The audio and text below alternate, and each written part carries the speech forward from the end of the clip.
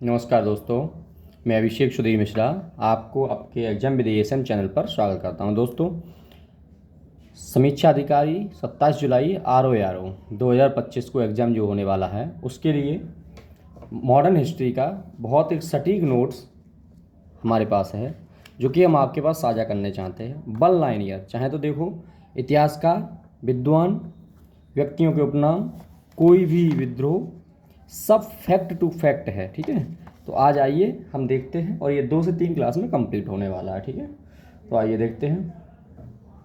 बहादुर शाह प्रथम, अच्छा सुनिए मेरी बात पहले। पुर्तगाली के आने से पहले, मतलब कंपनियों के आने से पहले थोड़ा बैकग्राउंड लेके चलते हैं। ठीक है, ओके। तो ये है, देखो, बहादुर शाह प्रथम 1707 से 1712। इसका उपनाम क्या था? बहादुर शाह प्रथम का शासन कब रहा था? 1707 से 1712 तक। उपनाम है शाह ए बेखबर, सच्चा बादशाह भी इसे कहते हैं। ठीक है। नंबर 2 है जहांदार शाह। जहांदार का शासनकाल 1712 से 1713 ईस्वी तक रहता था। इसका उपनाम लंपट मूर्ख है। ठीक है। फर्रुखशियर का जो शासनकाल था वो 1713 से 1719 तक। उपनाम इसका था सायद ए मजलूम, सैयद बंधुओं का युग। ओके, आइए नेक्स्ट देखते हैं। रफ़ी उद दरजात, फरवरी 1719 से 4 जून 1719 तक इसका रहा है। रफ़ी उद्दौला का शासनकाल 6 जून 1719 से 17 सितंबर 1719 तक। ठीक है। मोहम्मद शाह 1719 से 1748। उपनाम इसका रंगीला था। ठीक है, इसका उपनाम क्या था? रंगीला था, मोहम्मद शाह का नाम, क्योंकि यह जो लेडीज से या स्त्रियों की तरफ बहुत ज़्यादा आकर्षण होता था, इसलिए इसका नाम रख दिया गया और रंगीला उपनाम। ठीक है, आइए नेक्स्ट देखते हैं। अहमद शाह 1748 से 1754 ईस्वी में। आलमगीर द्वितीय का शासनकाल जो रहा है 1754 से 1759। और शाहजहाँ तृतीय का शासनकाल 1759 से 1760। फटाफट देखते चलेंगे कि यही देखना है हम लोगों को।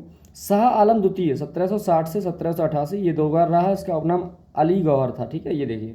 आइए यहाँ देखते हैं, मोहम्मद शाह के शासन में 2 आक्रमण हुए हैं। मोहम्मद शाह के शासन में कौन कौन से आक्रमण हुए हैं उनके बारे में हम पढ़ेंगे। पहला आक्रमण किया है नादिर शाह का आक्रमण। किसने किया है? नादिर शाह का आक्रमण। और द्वितीय आक्रमण हुआ है अहमद शाह अब्दावली का आक्रमण। अब सुनिएगा, इसी तरीके से देखिए, उत्तर मुगलकालीन राज्यों के संस्थापक, बहुत अच्छी सी डेट ये कलेक्शन हुई है।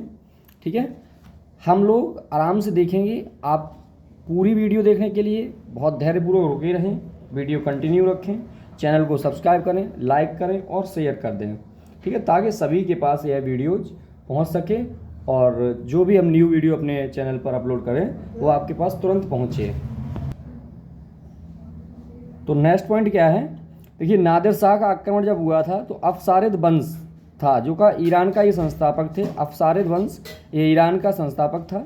ठीक है, उपनाम इसका था ईरान का नेपोलियन, इसे ईरान का नेपोलियन भी कहते थे। आक्रमण इसने कब किया है? तो 1738 से 1739 ईस्वी में इसका आक्रमण हुआ है। तब शासन था नादिर शाह अफसारिद का। ठीक है, आइए नेक्स्ट देखते हैं। करनाल का युद्ध। करनाल का जो युद्ध है वो 13 फरवरी 1739 में हुआ था, करनाल का युद्ध।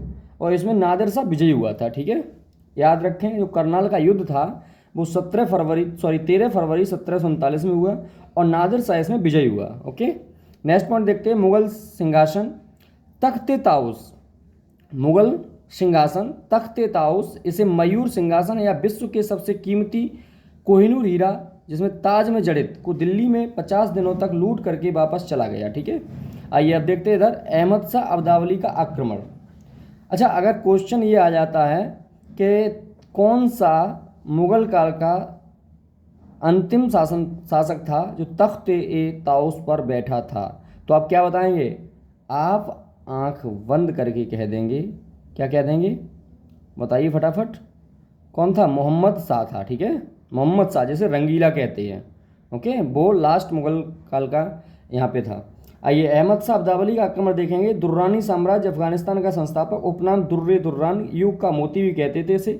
इसका आक्रमण हुआ 1748 से 1767 ईस्वी तक। 8 बार आक्रमण किया अहमद शाह अब्दावली का आक्रमण। ठीक है, याद रखें कि मोहम्मद गजनवी का ही आक्रमण नहीं आता, अहमद शाह अब्दावली ने भी 8 बार आक्रमण किया था। पानीपत का तृतीय युद्ध 1761 में अब्दावली का विजयी हुई है इसमें। अब अहमद शाह अब्दावली का वास्तविक नाम जो था वो अहमद खान का था। अंतिम आक्रमण, 8वां आक्रमण इसने अहमद अमृतसर पर किया था। बहुत हम फटाफट चल रहा है सिर्फ रिवीजन के तौर पे, क्योंकि यह 3 घंटे में कंप्लीट वीडियो को, कंप्लीट हिस्ट्री को देखना है हम लोगों को, मॉडर्न हिस्ट्री को, ठीक है। आइए नेक्स्ट पॉइंट देखते हैं, उत्तर मुगलकालीन राज्यों के संस्थापक। अब देखो ये कितना इंपॉर्टेंट है। उत्तर मुगलकालीन राज्यों के संस्थापक, राज्य है बंगाल, और इसका जो संस्थापक समय है, इसका संस्थापक कौन था? मुर्शिद कुली खां। बंगाल का जो संस्थापक था वो मुर्शिद कुली खां था। 1713 से 1772 तक इसने शासन किया है इसमें। अवध का जो संस्थापक था वो सादत खां बुरहान मुल्क था। इसका शासन जो है 1722 से 1724 इसने यहाँ किया है। हैदराबाद का जो संस्थापक था वो निजामुल मुल्क चिनकलेज खां भी कहते हैं इसे, और इसने 1724 ईस्वी तक शासन किया है। भरतपुर का जो संस्थापक था वो था चूड़ामन बदन सिंह, 1700 में हुआ है, ठीक है। चूड़ामन और बदन सिंह भरतपुर के संस्थापक थे। कर्नाटक के जो संस्थापक थे वो सादतुल्ला खां 1720 में। रोहिल व बंगस फटान मोहम्मद खां बंगस थे 1714 में। मैसूर का जो संस्थापक था वो हैदर अली, टीपू सुल्तान के फादर, ठीक है। जयपुर, और इसकी हैदर अली की मृत्यु कब हुई है आप बताएं कमेंट करके ना, तो मैं तो आगे बताऊंगा ही। जयपुर जो है वो जयपुर के संस्थापक जो थे वो जयसिंह द्वितीय थे, और उन्हीं का जो समय था वो 1727 था, ठीक है। स्पष्टीकरण में देखिए बहुत इंपॉर्टेंट ये पॉइंट होता है जो स्पष्टीकरण वाला पॉइंट है, फटाफट देखते रहिए। 6 जुलाई 2019 को जयपुर को यूनेस्को विरासत शहर का दर्जा दिया गया। सादत खां का वास्तविक नाम मीर मोहम्मद अमीन था। मुगल शासक मोहम्मद शाह ने इन्हें बुरहान उल मुल्क की उपाधि दिए थे। इसके सहयोगी सैयद बंधु को 1720 और 1722 में क्रमशः हत्या कर दी गई। आइए नेक्स्ट देखते हैं फिर हम।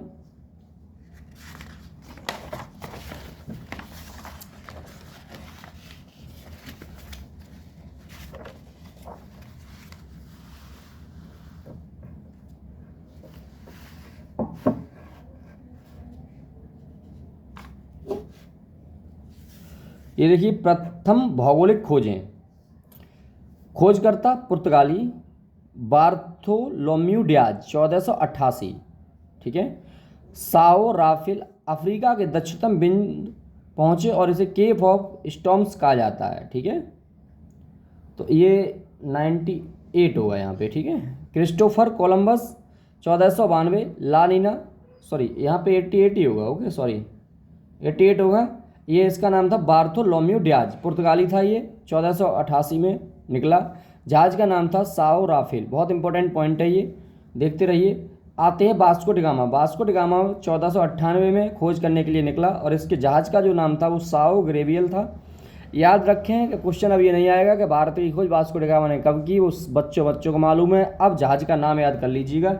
तो जो वास्को डिगामा भारत आया था उस जहाज का नाम था साओ ग्रेवियल, और क्या था, पुर्तगाल के शासक मैनुअल प्रथम द्वारा भारत भेजा गया था। समुद्री मार्ग से भारत पहुंचने वाला प्रथम यूरोपीय बना, समुद्री मार्ग से भारत पहुंचने वाला। बाकी भारत बहुत लोग आए थे पुर्तगाल से, ब्रिटेन से, इंग्लैंड से, कहने का मतलब यूरोप से, लेकिन समुद्री मार्ग से भारत पहुंचने वाला प्रथम यूरोपीय बना, ये याद रखें आप। अब आइए हम देखेंगे विदेशी कंपनियों का आगमन और स्थल और विवरण उसका। कंपनी देखेंगे, देश देखेंगे किस देश की कंपनी है, स्थापना कब हुई ये देखेंगे, गवर्नर कौन था उसका ये देखेंगे, स्थल कौन था भारत में जब आया था। तो फर्स्ट में देखेंगे पुर्तगाली ईस्ट इंडिया कंपनी, पुर्तगाल से आई हुई थी कंपनी ये। पुर्तगाली ईस्ट इंडिया कंपनी पुर्तगाल की कंपनी थी। इसकी स्थापना 1498 ईस्वी में हुई थी। गवर्नर था फ्रांसिस्को अल्मीडा, याद रखें पुर्तगाली ईस्ट इंडिया कंपनी का गवर्नर फ्रांसिस्को अल्मीडा था। और भारत में जो आया वह स्थान था कालीकट। अल्बुकर्क वास्तविक संस्थापक के रूप में हम जानते हैं, ठीक है।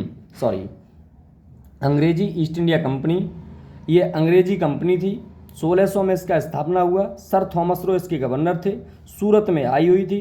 प्रथम अस्थायी फैक्ट्री मसूलीपट्टनम 1611 एवं प्रथम स्थायी फैक्ट्री सूरत 1613 में स्थापित हुई।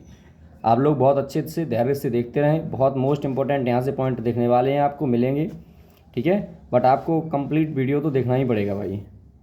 आइए, और अभी तक अगर सब्सक्राइब नहीं किया है तो चैनल को सब्सक्राइब कर लें ताकि आपके पास मॉडर्न हिस्ट्री की कंप्लीट वीडियोज़ पहुँचें। बाकी हिस्ट्री, ज्योग्राफी, पॉलिटी आपके एग्जाम तक हम सब कुछ करा देंगे बल लाइनियर, अगर आप शेयर करते रहेंगे तो।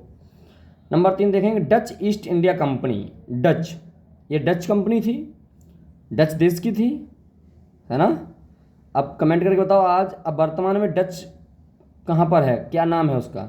1602 में इसकी स्थापना हुई। ब्रिंचाओ, ये इंपॉर्टेंट है, यहाँ पे हाईलाइट करते हैं हम लोग।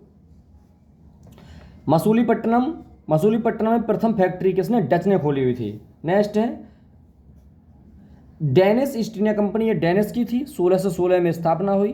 कार्नेलिनस दस्तेहान सुतानुती इसका स्थल था भारत में। ट्रावरकोर में प्रथम फैक्ट्री स्थापित हुई। फ्रांसीसी ईस्ट इंडिया कंपनी, फ्रांसीसी कंपनी थी, 1664 में स्थापित हुई। जीन ब्लापेटिस्ट या मार्टिन डे इसके मतलब गवर्नर थे। सूरत में आई, सूरत में प्रथम फैक्ट्री 1668 ईस्वी में स्थापित हुई। देखेंगे स्वीडिश, स्वीडन की 1731 गवर्न, कपड़ा व्यापार के लिए प्रथम प्रयास। अब देखेंगे हम लोग बहुत अच्छे तरीके से क्रम देखेंगे। क्रम क्या है, भारत में फैक्ट्री स्थापना के अनुसार क्रम। पुर्तगाली कोचीन में आई, ठीक है, यूरोपीय कंपनी क्या थी, पुर्तगाली, और कोचीन में आई भारत में, 1503 में स्थापना किया, ठीक है। डच जो है, डच मसूलीपट्टनम में फैक्ट्री स्थापित की 1605 में। अंग्रेजों ने मसूलीपट्टनम में स्थापित की 1611 में। डेनिश ने ट्रावणकोर में स्थापित किया 1620 में। फ्रेंच ने सूरत में स्थापित किया 1668 में। आप सभी लोग इसका स्क्रीनशॉट ले लें और अच्छे से याद कर लें, बहुत इंपॉर्टेंट ये पॉइंट है, ठीक है। आइए नेक्स्ट पॉइंट देखते हैं। बस्तियां देखेंगे, क्षेत्र देखेंगे और वास्तविक हस्तांतरण देखेंगे। चंद्रनगर पश्चिम बंगाल 26 जून 1949। इतना इंपॉर्टेंट ये नहीं है, यहाँ पे देखते हैं। आंग्ल फ्रांसीसी संघर्ष मोस्ट इंपॉर्टेंट है, शायद ही कोई एग्जाम बचता हो कि यहाँ से क्वेश्चन नहीं आता हो, ठीक है। तो आंग्ल फ्रांसीसी संघर्ष में हम देखेंगे प्रथम कर्नाटक युद्ध। प्रथम कर्नाटक युद्ध जो हुआ है वो 1746 से 1748 के मध्य में हुआ है। याद रखें, मेरी बात को सुनते रहें, आप कहीं नोट ना करें, कहीं कुछ ना करें, मेरी आवाज़ को, मेरे बात को ध्यान से सुनते रहें, ठीक है। प्रथम कर्नाटक युद्ध 1746 से 1748, और ये ऑस्ट्रिया का उत्तराधिकार का युद्ध था। एक्सला सापेल की संधि 1748 के तहत यह युद्ध समाप्त किया गया, रोका गया, विराम दिया गया। परिणाम क्या हुआ, अंग्रेजों द्वारा फ्रांसीसी जहाज़ों का अधिग्रहण किए, फ्रांसीसियों की विजय हुई, जिससे डुप्ले की महत्वाकांक्षा बढ़ गई। याद रखें कि प्रथम कर्नाटक युद्ध में फ्रांसीसियों की विजय हुई, ठीक है।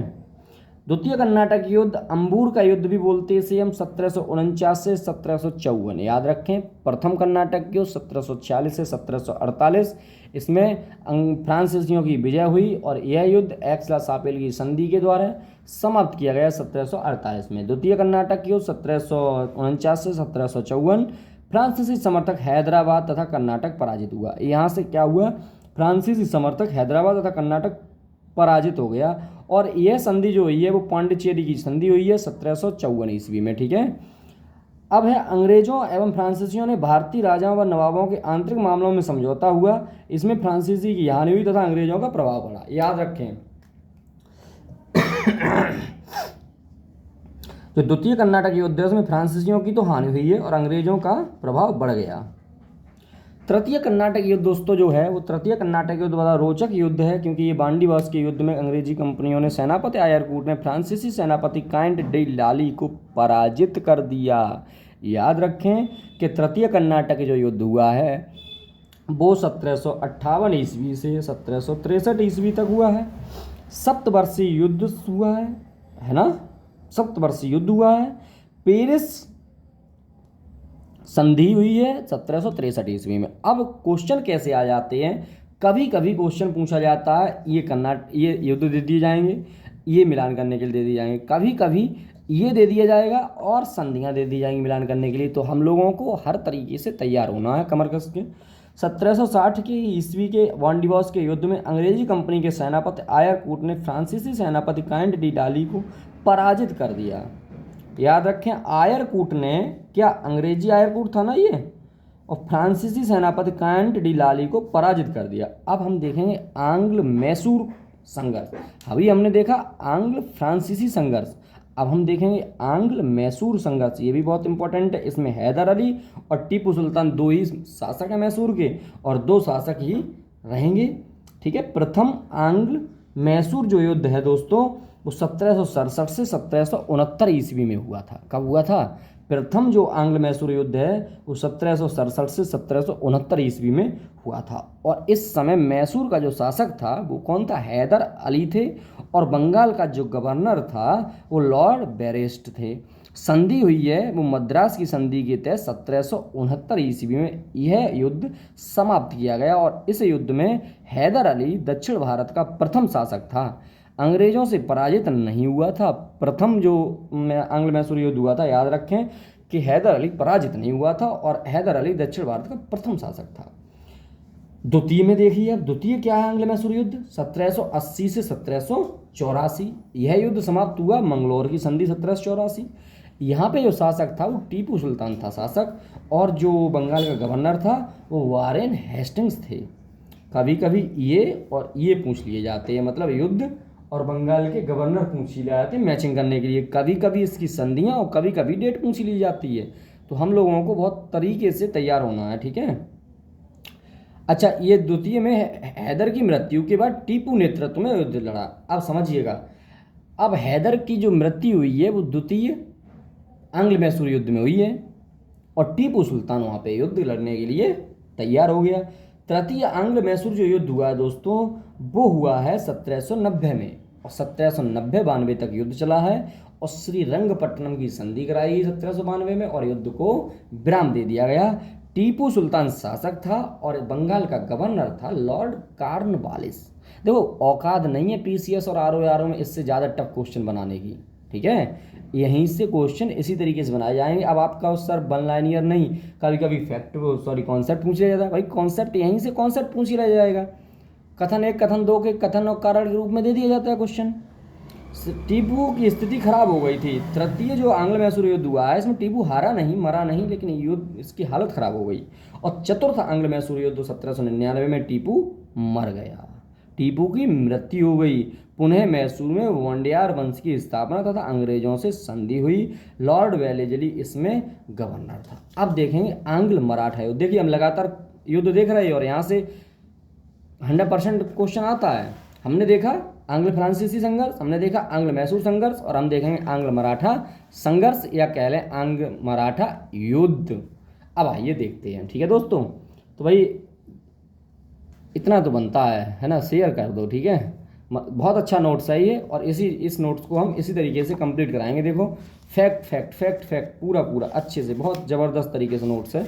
अब ये मत पूछना, ये देखो कहीं से हमने कलेक्ट किया है और आपके पास तक पहुंचाने का कार्य कर रहे हैं, ठीक है। बहुत अच्छे से कलेक्ट किया है, कहीं से किसी कोचिंग का ही नोट्स है, ठीक है। आंग्ल मराठा युद्ध, प्रथम आंग्ल मराठा युद्ध हुआ है 1775 से 82। सूरत की संधि 1775, सालवाई की संधि 1782, युद्ध समाप्त हो गया। पेशवा थे Madhavrao, governor general Warren Hastings. द्वितीय आंग्ल मराठा युद्ध हुआ 1803 से 1806। बसीन की संधि 1802 के तहत, राजघाट की संधि 1805 के तहत समाप्त हुआ। युद्ध प्रारंभ जब हुआ था तो बसीन की संधि थी 1802, और युद्ध समाप्त हुआ तो राजघाट की युद्ध थी 1805, और बाजीराव द्वितीय, ये सब थे। तृतीय आंग्ल मराठा युद्ध 1817 से 1818, ग्वालियर की संधि के तहत ये शुरू हुआ था और पूना की संधि के तहत ये खत्म हुआ था। मैंगलोर की संधि 1784 में हुई, मद्रास की संधि 1769 में हुई, सालवाई की संधि 1782 में। ये संधि अलग क्यों दे दी गई है पूछो, ये इंपॉर्टेंट है। अब हम देखेंगे प्लासी का युद्ध और बक्सर का युद्ध। प्लासी का युद्ध भी इंपॉर्टेंट है और बक्सर का भी युद्ध इंपॉर्टेंट है। प्लासी का युद्ध 23 जून 1757 में हुआ, बक्सर का युद्ध 22 अक्टूबर 1764 में ईस्वी में हुआ है। अब देखिए इसके कारण क्या क्या थे। प्लासी का युद्ध सबसे पहले हम देखेंगे। तो प्लासी का युद्ध है, इसका तात्कालिक कारण कर का भुगतान न करना। तात्कालिक कारण क्या था? कर का भुगतान न करना और अधिकार क्षेत्र का अवहेलना करना, ठीक है। अंग्रेजी सेना का नेतृत्व रॉबर्ट क्लाइव ने किया था। प्लासी का जो युद्ध हुआ था उस समय अंग्रेजी जो सेना थी उसका नेतृत्व किसने किया था? अंग्रेजी सेना का नेतृत्व रॉबर्ट क्लाइव ने किया था। बंगाल में ब्रिटिश साम्राज्य की स्थापना की नींव पड़ी थी। प्लासी बंगाल की नदिया जिले के हुगली नदी के किनारे स्थित है। ये अब याद रखें कि प्लासी कहाँ स्थित है। प्लासी बिहार में नदिया जिले के हुगली नदी के किनारे स्थित है। अब देखेंगे बक्सर का युद्ध। बक्सर का युद्ध जो है 22 अक्टूबर 1764 में हुआ। इसका तात्कालिक कारण मीर कासिम और मीर जाफर के बीच तनाव बढ़ना हुआ था। इसमें मीर कासिम और मीर जाफर के बीच में तनाव पैदा हो गया और दिल्ली का शासन शाह आलम द्वितीय था। ओके, मज़ा आ रहा है ना? बहुत अच्छा फैक्ट है, कोई दिक्कत नहीं है। यहीं से क्वेश्चन आएंगे, पढ़ लीजिए, बस ये है कंटिन्यू करिए और कमेंट करके ज़रूर बताएं हम कंटिन्यू रखें या ना रखें। सारे सब्जेक्ट, ऑल सब्जेक्ट सब कंटिन्यू रखेंगे, ठीक है। कमेंट करके ज़रूर बताएं। युद्ध के समय बंगाल का गवर्नर बेनस्टार्ड थे।